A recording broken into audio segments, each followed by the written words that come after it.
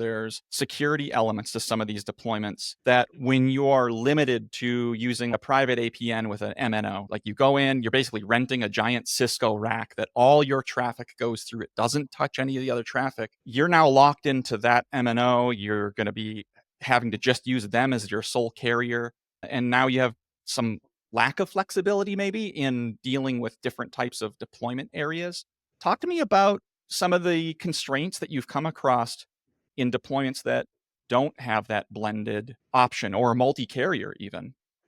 So the majority of the business being done in IoT is either by a system integrator or a managed services provider. It's very rarely to the end user Mhm. that somebody isn't involved to bring those networks together. And what I mean by that is you're going to go into areas where there just isn't coverage for the big three in the United States or somebody coming across from Europe. So what does that mean?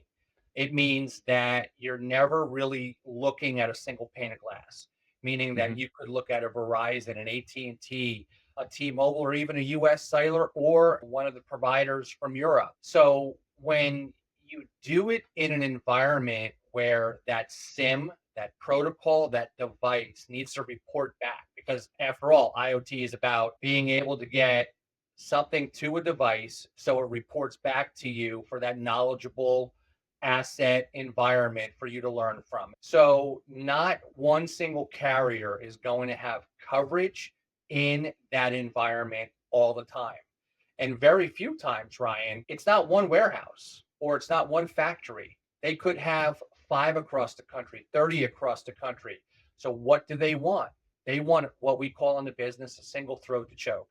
And that single throat to choke is very rarely one carrier in that said market.